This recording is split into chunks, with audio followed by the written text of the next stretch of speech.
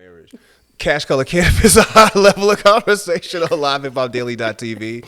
And this episode is sponsored by the CBD Joint. The CBD Joint creates a unique, dynamic, and informative retail experience to empower individuals to achieve maximum health and wellness using hemp and CBD products. Their goal? To become the customer's first choice for all CBD needs. Head to thecbdcollective.com and check out their brick and mortar shop at 800 Church Street in Marietta, Georgia. And also by Atlantibus Clothing. Our Atlantibus, Drug Lord, and Return to Viper collections are all available for purchase, so please head to the website atlantibusclothing.com and shop today. I know I was just laughing a little bit with my guest prior to this. We were talking about TV shows and such, and I happened to mention that I've grown to have this addiction of watching Love and Marriage Huntsville, and it's just it's just you the got way, that one. Girls, the way Martell say his kids, man. I love my kids. You gonna watch my kids, man. But I got Brigit Crider, correct? Crider. I got Brigit Crider with me today. She is 1/3 of the collective that forms Sahaa CBD. Yes. For those who know, Sahaa CBD sounds like a new name, but actually it's in the same building, in the same place that y'all might have known another brand that she was also part of as well, and that's what we're here to talk about today. So thank you definitely for coming out tonight. For those who are new to this show or unfamiliar with you, please introduce yourself and tell us what you do. My name is Brigit Crider. I am 1/3 of the owner of the Sahaa CBD in Atlanta. We own a hemp dispensary in East Atlanta, and we've been open 3 years, but we just revamped up under a new name. Yep. We've always been Sahaa as a corporation, but that was just never the name of our store. So now that we've revamped and did everything over, so we are now the Sahaa CBD Atlanta. Awesome, man. Well, I knew you when you were initially another branch. I don't know can we say the name now? Or? We can say it. Okay, you was initially your CBD store Atlanta. That's how I found you. Yes. I had a chance to do some stuff over at the store. Thank you very much. You're welcome. Thank you. But clearly that partnership is over. Yeah, yeah. What made y'all want to lead the franchise? In the beginning, we did it, with my husband, and it was like his vision. It was all of our vision, but it was more so his vision. And as we got more into it, which we've all been a part of the industry, but we got more into it as a business. We just wanted to, move forward and be more progressive and do things a little differently. 3 black women, come on now. Yeah. We wanted to just do things a little different. Yeah. And it was a learning experience, definitely a learning experience, and it was a great start. But we just, there were just some things we wanted to do, carry other brands, just be a little bit more open, with a franchise. Well, actually, we were affiliates at first, and then we became a franchise. They were turning it into a franchise, and we just, felt like we were just kind of trapped. Well, I know you had briefly mentioned, there's certain things you can do versus what you can't do when you're working Yes. with a franchise. Speak to us about some of the the difficulties it was working under a brand such as that. To me, I can't speak for my sisters, but to me, and we probably all feel the same way, just the creativity, and the freedom, and being able to use the logo for certain things, that we wanted to, maybe do in the store or what have you. So you really have to, stick to, the ground rules of what a franchise offers. And like I said, it was great. It was great, but we just felt like, we needed to, move on and be able to do, things our way. Yeah. You can't do it your way, all the time. So we wanted to do it our way. Yeah, it's like going to Burger King. Their slogan is literally, saying one way, and you're going to try to start doing it your own way. That's never going to necessarily work. I remember being over there, and one of the things, if I'm not mistaken, was Delta 8. Like you were trying to introduce Delta 8 into the Right. store, and that was kind of another friction because I'm not sure if they were rolling that out just yet. No, they weren't, and they just started rolling it out, but we had been, talking about Delta 8 for a while. And then in this industry, you can't be too far behind the curveball. Because if you're, 3 months late, you might as well be a year late. in this industry, and you know that very well. And it's always a progressive industry, so you have to be progressive with it. You have to serve all the people. You can't just serve some of the people. You have to serve all the people. So. Yeah. So now you have this opportunity to brand out totally on your own, start over anew, I guess. No, it is like starting over, because, when you're with a company, they basically, I'm not going to say they own you, but they own you, So, they controlled, how our social media went kind of, and our Google, was that algorithms or whatever I'm more thinking that part.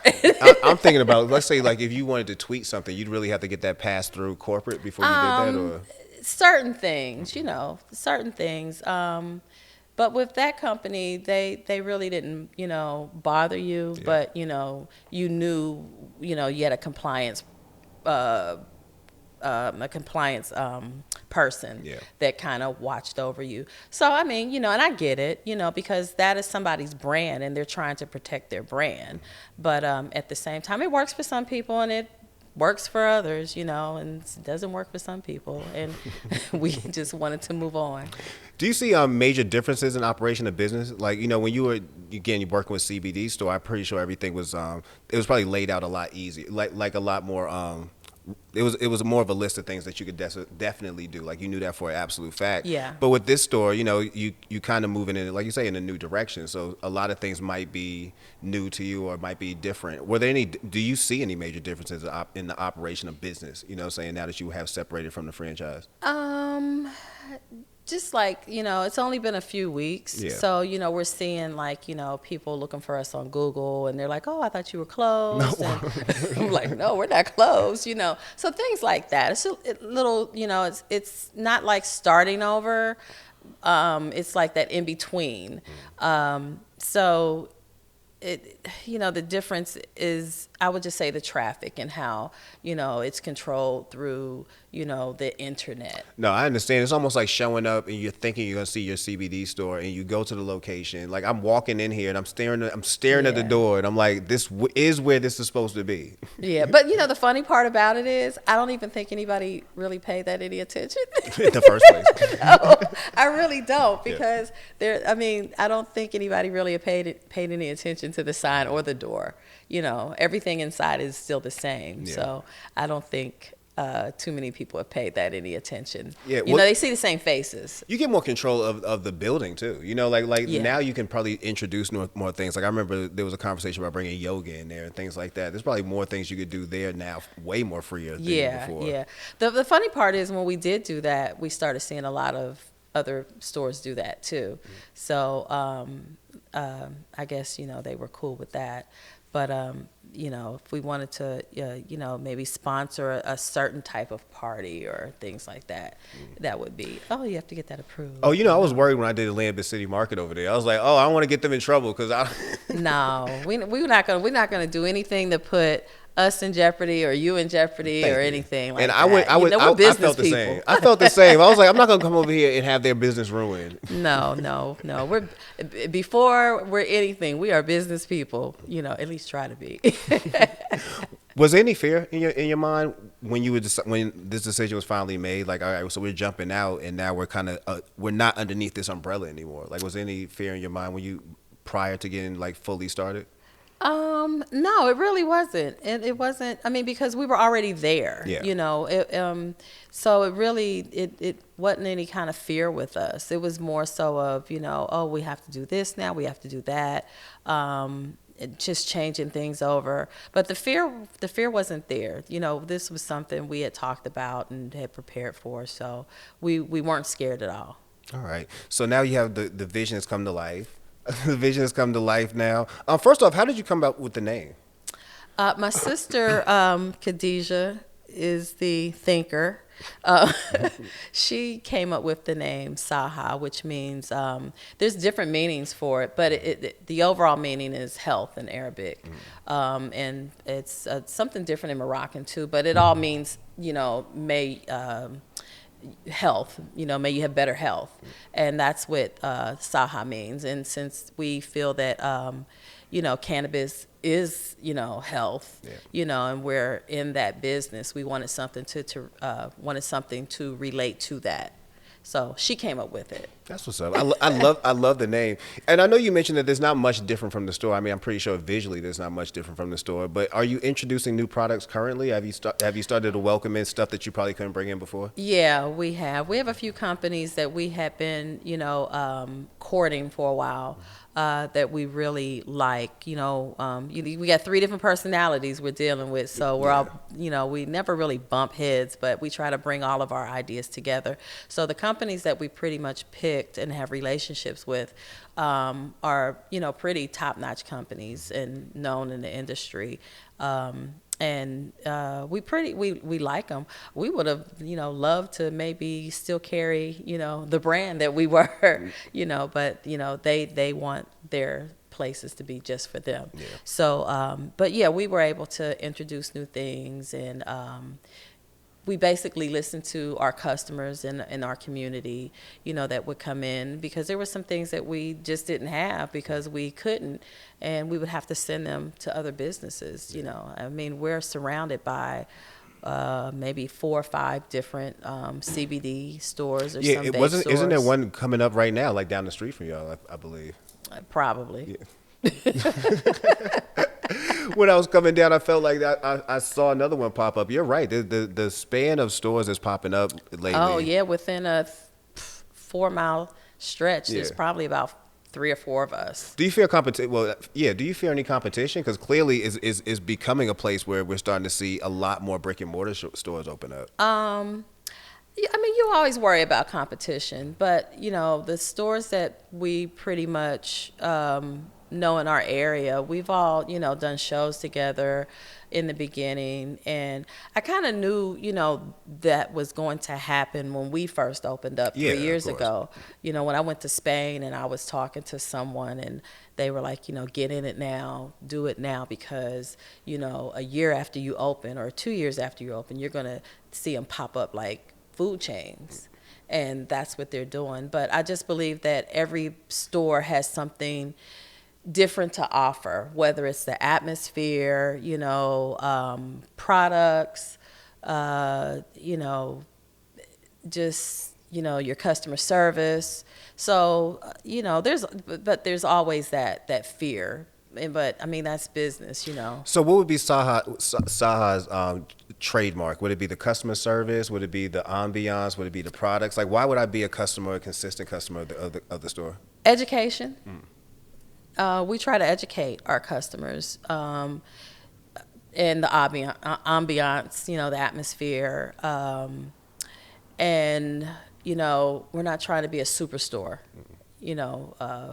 That was my biggest thing. I didn't want to be a superstore, with a whole bunch of different things in there. You know what I like? It's definitely the customer service is great. It's very personal. It's one of your sisters. Yeah. It's real personal, and it is. I've had a chance to watch y'all from afar. Being in the store and just watching you kind of engage with customers, and it is an educational experience. It is watching people. One, you telling them what to do, and kind of watching both of y'all learn together. How this person wants, or what this customer needs versus what another customer might need. I think it was really dope. That's your thing. Y'all and got we real all good customer service. and we all deal with everybody differently. There are, some customers that come in that just want to speak to me. There's some that just want to speak to Rashida or Khadijah, and then there's some that just like, I don't care which one of you all speak to. So I mean, that's just what it is. I mean, if I go, if I or we have to worry about, what's down the street every day, we would be in a wreck. Yeah. The crazy thing is, you got 3 sisters, and as you say, it's 3 different types of creatives. How often do you bump heads when it comes to trying to come up with ideas and concepts for the store that's something that you have, Rashida might not agree with, or Khadijah thinks is, you could do it in a different way? Every Sunday. Is that when you have a meeting? But it all ends up being the same thing. You know, the outcome is the same. There's certain things that Rashida handles. There's certain things that Khadijah handles. There's certain things that I handle. I'm not the, we call Khadijah tech support. That's not me, you know, so she's tech support. Rashida is the, she's the more calm one. Is Rashida the youngest? You know, I don't know who's the youngest. I know I'm the oldest. They're my in-laws. So, yeah. The entire family dynamic that consists of y'all. You know, it's so crazy too. Yeah, the entire. I want to say, you know, Rashida's older than Khadijah. I'm definitely older than both of them. We're about to get into ages tonight. Damn. No, we're, you know, I'm 54, so they're younger than me. Yeah, we all have something that we bring to the table, you know, and we all have, you know, different people we bring to the table. You know, like Rashida talks to you more than anything. I'm always like, well, what's Mecca doing? You know, I'm like, well, give Mecca a call. You know, that's your thing. You know, speaking of y'all bring different things to the store. Rashida brought the Atlanta Biz spotlight. I remember I had a chance to be a part of that with Atlanta Biz clothing, and you actually gave a spotlight. You gave a platform for a lot of good Black-owned brands in the space. Yeah. Is that something that's still going to continue on at the store? Oh yeah, we're definitely going to continue that. That was her baby and her vision, and I didn't know how receptive people would be to it. Yeah.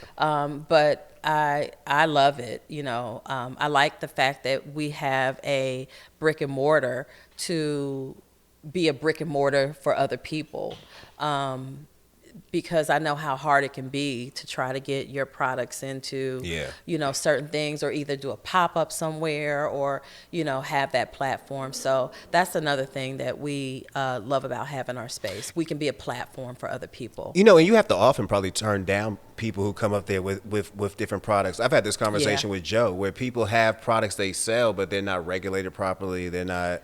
Definitely. You know, branding, not even just branding, but the packaging, like just everything is kind of based more for a pop-up versus being a brick and mortar. Or, you know, you get people that there's a lot of people's, you know, products that come in, oh, I have this, I have that, but my thing is, am I gonna be able to find you 6 months from now? Oh, you know, that's I've had that concern doing this show. There's people who I started when our first season. There's people who started off with us, you know, doing interviews, who are nowhere close to being in cannabis anymore. So yeah. Because they see it as the next thing to do to make money, you know, and you can't go into it looking at that. If you're looking at it to be the next thing to do to make money, and, you know, well, what's your long-term goal? You know, there's never a long-term goal with some people. It's always the here and now. You know what you might want to introduce? A consulting service where y'all explain that. Because I'm pretty sure at this point you're going to start getting more people who they want to come in and we got this product, you know, that's really a service that really to give out to the community. Yeah, or they don't know, you know, how much money they need to have, or, you know, the rules and regulations. That part more than anything, like how many people have good product but don't understand why they can't have this product in this place? Like, that alone is worth a conversation. Yeah, and, you know, and we have those conversations all the time, you know, like, well, is your packaging right? Well, what's on your label? You know, because people want to know what they're putting in their bodies. Yeah. You know, and if it comes down to it, you know, they're going to come back to us. Yeah. Well, you gave me this and I put this in my body. And I'm like, you know. Yeah. So, but, you know, people, you know, that's important, you know, knowing what's in it and the packaging and, you know, the labeling, and can you explain this? Do you have a lab report?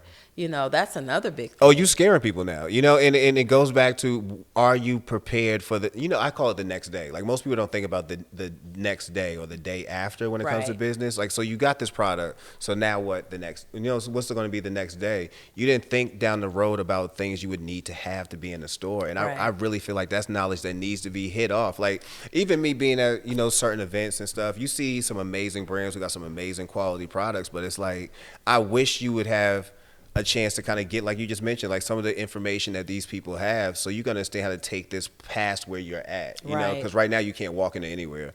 with what you got. No, I mean, especially when it comes to edibles. Yeah, no, because you mentioned if you give somebody something and say like they have an allergy to say the peanuts or something, you know, Yeah, yeah. and you're not telling them there's something peanut wise in here. Is it MCT oil? Well, and they were like, "What's MCT oil?" I'm like, "Coconut oil."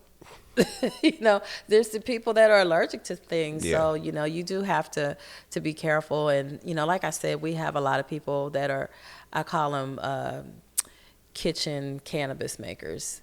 Want to make stuff in their kitchen, and I'm like, well, did you, how much of this, how much of this cannabinoid is in it? How much is it? Oh, I don't know. I'm all like, of it. all of it. Have somebody messed up in the parking lot. yeah, serious. Have somebody messed up and then calling right back to you. Yeah. So that's important. And, just like people have things to protect, we have a brand to protect too. Yeah. So that's important to us. Okay. One thing I know about you that most people don't know about you is you work in the film industry. I do. And I've been dying to want to pick your brain about that. Like, and she's a makeup artist. If y'all don't know, if you ever follow her on Instagram, you'll actually know. It's in her name. But you're a brilliant makeup artist. How did you get into that? How did you get into that? Let's see. I started doing nails. I was a nail tech in college. Ooh, Don't look at mine. I was about to say, I gotta You see this one nail lingering on? I gotta get a manicure. Mine was raggedy. I went to school I went to Clark and went for biology. So when I finished there, I wanted to become a doctor, and I just didn't want to go back to school. So I went to mortuary college. You learned how to paint them faces? I went to Gupton Jones Mortuary School to work at a funeral home. And back then, they wanted women to just run the funeral home. And I'm like, I don't want to look at people cry and play on their emotions and sell them this and sell them that. I just want to embalm all day. What? I just want to embalm. Yes, all day. That's all I want to do. Oh. But but on the flip side, I went to beauty school at the same time. Oh, I was a hustler. I clearly went to beauty school at the same time, and couldn't figure out what I wanted to do. I had all these aunts that were in the beauty industry and had hair salons all over the place, and ended up doing that and opened up my first salon. How old was I? Oh my God, I can't even remember. Maybe I was 23, 24. I'm laughing right now. My barber was pre-med, and she's now a barber. And I was like, so how do y'all jump from one thing? Like, I have no idea. How you go from biology to I want to now go into bombing? She must be a Scorpio. Must be. I'm asking one It's day. a Scorpio thing. But yeah, I did that and just ended up falling into the beauty industry, and I owned a hair salon and did brows and lashes and nails, and I was doing nails for a photo shoot, and there was a young lady there that was doing makeup, and she worked for the TV station, the news station, and I was like, oh yeah, I think I might want to do that one day. And she's like, oh, come by the station. Went by the station, and it started from there, and I started doing news, and then I went into commercials and doing editorial things like that, and I didn't get into film until probably maybe 10 years ago, 10 or 11 years. Might have been longer, a little bit longer than that. You got an Emmy, don't you? Yeah. You got an Emmy. I'd be forgetting. I'd walk around with that. Like, how do you have an Emmy and be forgetting? What'd you get an Emmy for? For a series, it's a regional. So the Emmys are broken up into 3 categories. So it's a regional Emmy, but it's still an Emmy. It's still an Emmy. But for a series of commercials and newscasts and television shows that were regional. So I did that, and that's how I got my Emmy. I'd walk around all day. When I was trying to tell you, that Emmy would be right here. Maybe I'll do that one day with a tiara on. Pull it out. Yeah, pull it out. Because at one point we might see you getting the Emmy for a major movie, because you do work on a lot of major films. Hey, you never know. One day. What are some of the films you worked on? I just completed I guess I can say what I just completed, because I can't say anything else about it. I just completed working on Spider-Man. And I've worked on Just Mercy. What else? I was the key on that. Ton of Tyler Perry things. I actually am getting ready to go back to Tyler Perry Sunday to Sequester to work on 2 shows. And what else have I worked on? No. Atlanta. When do you ever sleep? Like, that's a lot of work. Because I know they keep y'all up. I go to sleep after I do my piles of laundry. I got a pile of laundry at home I got to finish up. But yeah, quite a few things. Gosh, I forget. Yeah, I have to look at it. We was trying to get her to give us details about the Spider-Man movie, but she refused. She refused to give us any details about it. We over here guessing and everything. No, gotta guess. I think it'll be out in November, December. I know. How much fun is that just to be work to work on sets like that though? But still, you're about to be working on something that you know is going to be a major like feature film. Like that's cool as hell. Sometimes I don't even watch some of the stuff I work on. I don't. Like, I'll happen to catch it on television or something, and I'll just fast forward it to the credits. Are you a person now, like, do you watch TV shows and just be judging the makeup? Like, oh. Like, who did? Actually, no, I don't. I don't do that. I do look at, like, the cinematography and, like, oh, that was so beautiful, or the costumes and the hair and the makeup. I very rarely judge, makeup, and things like that. I be watching YouTube web series on the weekends. That's now my new thing. Saturday, Sundays, I watch a brand new web series. And I do it because I want to see different things I want to do for myself. But, buddy, do I get to judging. You talking about from cinematography to audio. I'm like, ain't nobody got a lot of, no lapel mics here, no boom mics. Y'all just out here talking. I do look at how the stunt, like, when they have stunt doubles, like when they're doing action scenes, and I'm looking real hard. Oh, how different they look? Yeah. I'll do that. But for the most part, no, I don't. I used to, and then I just stopped, because you have to remember that people have to elevate. Yeah. In that. And then you have, your startup projects, your independent projects, your projects don't have no money. Yeah. You got to get what you get. I know you don't watch Love and Hip Hop one time and be like, to all that. Like, who's doing everything on this show? And I have friends that actually work on some of those shows, and I just can't watch them. I'll sit up late at night and I maybe catch 1 or 2 episodes. I'm like, oh, I can't do this. We was talking about that. You sit up and you watch old school TV shows for the most part. I do. And I'm a Godzilla fan. So anything, I will watch Godzilla from the very first one up into the latest one. I would remember, like, when I was a kid, they used to do Kung Fu Theater and Creature double features. Yes. And Creature double features. And when you watch these movies now, it's like, man, these are terrible when I was a kid. I didn't notice, but these are super terrible. You can see the strings and everything. Oh, and Godzilla. And then the worst part, when you look at Kung Fu movies, how bad they did the dubbing, like how bad it is, like, man. But I think, after a while, they had to know that it was so bad, and we would just clown about it, that they did it on purpose. I think blaxploitation films do that. Like how I felt after watching Dolomite on Netflix. I'm like, thank you for telling me that some of y'all knew this was ridiculous. Like, you having sex in this bed and the ceiling collapsing makes sense to nobody but you. And you know that when this movie plays, we're gonna be laughing. And they keep going. Yeah, like the ceiling just fell on you, man, and y'all just keep going. But no, I love old TV shows. I do. I sit up and watch, and my nightly routine is to watch, what comes on first? What is it? Shoot, not Alfred Hitchcock. It's Twilight Zone, Alfred Hitchcock, and what else did I say? Perry Mason. I don't like Alfred Hitchcock. You don't? Scare me to this moment, man. Oh my God, Alfred Hitchcock. Just even thinking about Alfred Hitchcock right now. They was getting it in. I believe it. Like, I used to get scared even seeing his silhouette when I was a kid. Like, like around. But that's what made you remember it when you were little, and then when you get to be an adult, you be like, oh, it wasn't scary. It was more, he was a genius. It was above my pay grade at that point in my life. Because by the time he turned around in his voice, turn this channel now. Turn this channel now before I'm up the rest of this night. No, you gotta watch it. He was a genius at what he did. But that's my nightly routine, and I just started watching this cheesy show, Buck Rogers.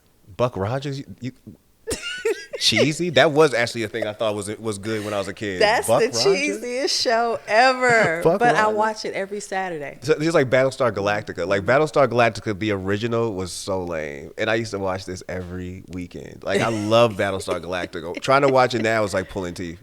Oh yeah, no, I can't. I don't know if I can do that, but yeah, that's my thing to do. You know, the older I get, I just want to sit and watch TV. You got me thinking now because I'm gonna go home and watch. I tell you, my new thing is Frasier. Like I'll binge watch Frasier at any point in the day if I can. Like that's such an amazing TV show. I'm mad I missed some of that. I'm gonna have to start watching that. Girl, get into Frasier, man. Okay, I'm gonna get into Frasier. We're gonna talk about that. Yeah. So when you watch certain movies, like we was talking about WandaVision a little while ago, is that hard to watch, knowing that how much you might can't let go when you see certain movies? Like I'm even watching Spider-Man. Eventually, that has to blow your mind that you had to sit that long and not say nothing.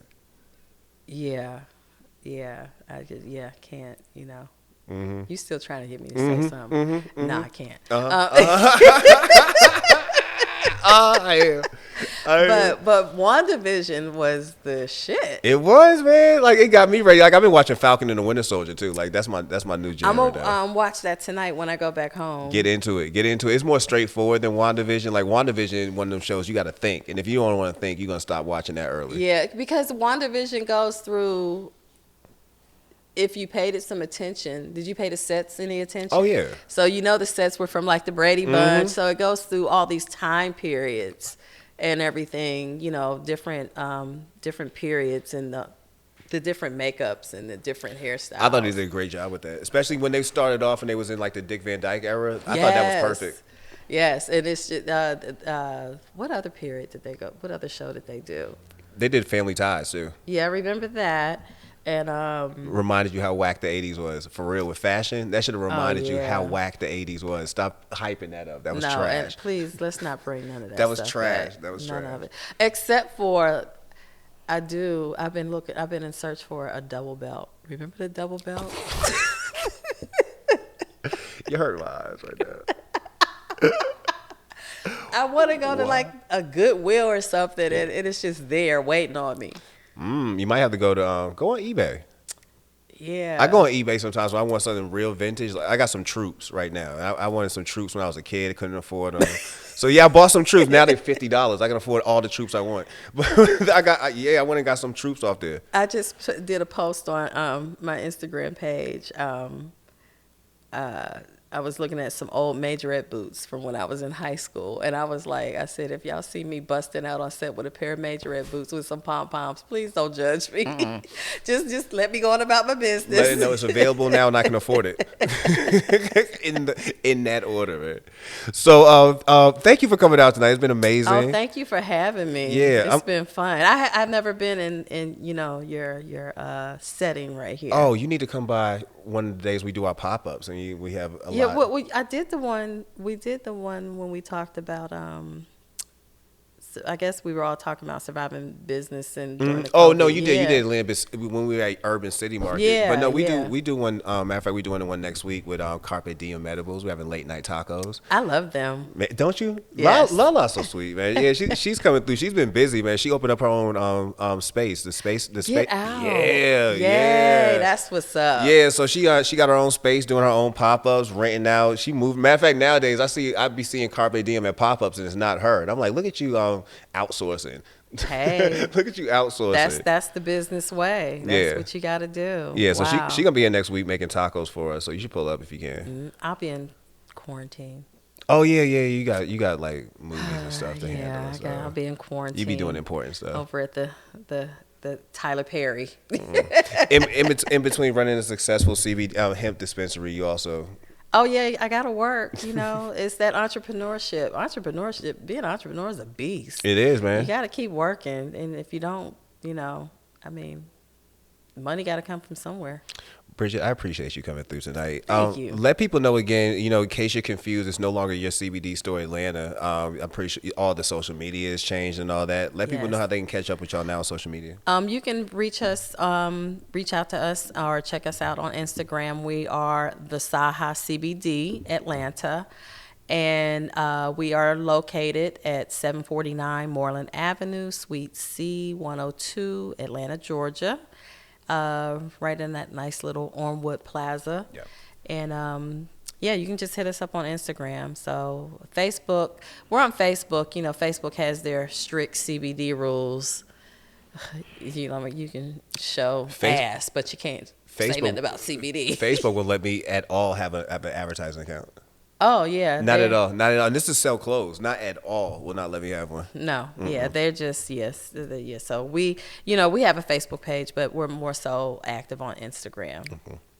Well, thank you very much for coming out. You know, I super support the store and everything y'all doing. Thank you for your support. Yeah, and eventually I'm gonna get some details about Spider-Man out, and I'll keep it to myself. I ain't gonna tell nobody else. Whatever. And that's Cash Color Cannabis, our level of conversation on LivehiphopDaily.tv. Thank you.